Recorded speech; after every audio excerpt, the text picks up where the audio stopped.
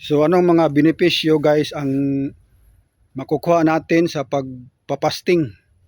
So marami palang benepisyo.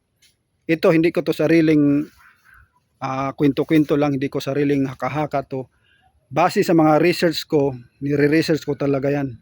So dami kong binabasa ng mga medical articles, marami kong pinapakinggan ng mga expert na mga documentary, mga opinion, mga research, mga studies. So ang fasting pala daming benefits. Una, nare-reverse yung insulin. Nare-reverse yung insulin resistance. So ano ang insulin resistance? Yan yung sanhi ng diabetes.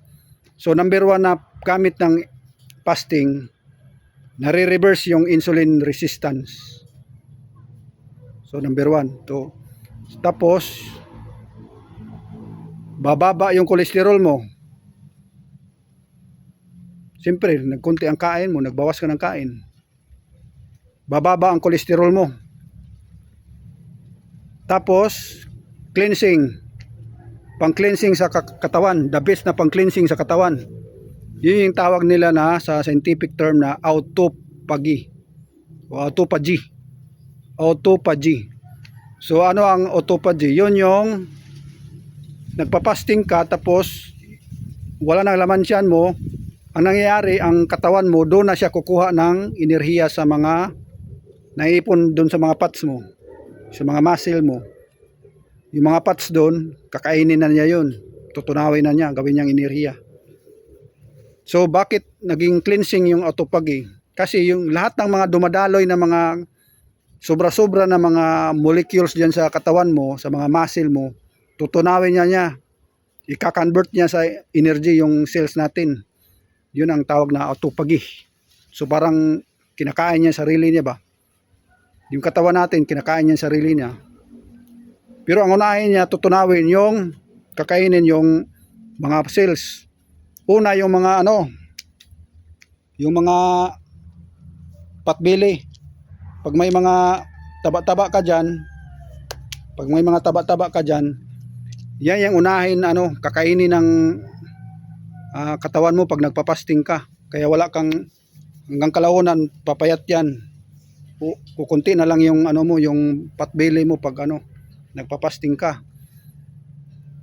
So arthritis, matatanggal yung arthritis. Mabawasan yung kasi pag nagpapasting ka, bababa yung cholesterol mo, bababa yung uric mo. So yung may mga tao na matataas yung uric dahil sa yung may mga arthritis dahil sa may mataas ang uric, bababa ang uric mo, matanggal yung sakit ng mga tuhod mo, mga kasukasuan mo. So meron pa clarity and focus. So pag nagpapasting ka, malinaw yung pag-iisip mo, nagiging malinaw kasi luminis yung katawan mo, luminis yung daloy ng dugo mo, nawala yung mga sobra-sobra na mga molecules doon na mga glucose, mga kolesterol na umiikot sa katawan mo, kinakain yun, sinusunog. So nagiging malinis yung katawan mo, naging cleanse. Tapos pag naging cleanse na yung mo, malinis yung dugo mo. So malinis ang umiikot na dugo sa utak mo, kaya naging klaro yung pag-iisip mo. So para doon sa mga meditate, so mas mainam talaga na nagpapasting.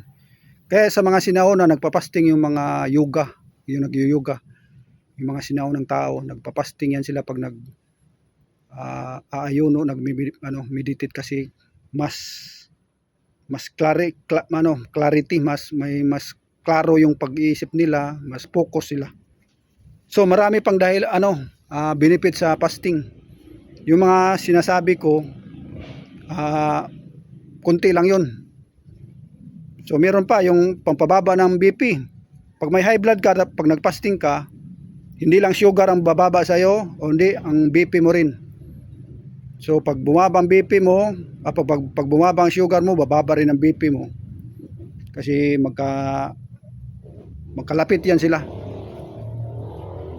Kasi pag bumaba ang kolesterol mo, luluwag yung mga mo, daloy ng mga kaugatan, kaya bababa ang presyon mo. Tsaka fasting, nakakawala ng stress. Nababawasan yung stress mo. So isa sa sanhi sa pagtaas ng BP, hypertension is stress. Tapos cortisol, taas na cortisol sa katawan. So pag nabawasan yung cortisol, nabawasan yung stress sa katawan mo, kasi nagfasting ka, babawas din yung BP mo. Tsaka isa pa, yung may mga cancer, nababawasan yung mga tumor, mga cancer, kasi isa sa mga dahilan sa paglago ng cancer sa katawan, yung sugar na umiikot dyan. Gustong gusto ng cancer na yung mga sugar na mga yung matamis na dugo, yun yung gustong gusto ng yung umiikot yung sugar dyan sa katawan mo, yun gustong gusto ng cancer. Pero pag nagfasting ka, mabawasan yung pagkain ng cancer. Kaya pwede mabawasan ang yung cancerous na mga cells doon, pwedeng hihina sila. So yan lang muna. Marami pang benefits ng fasting.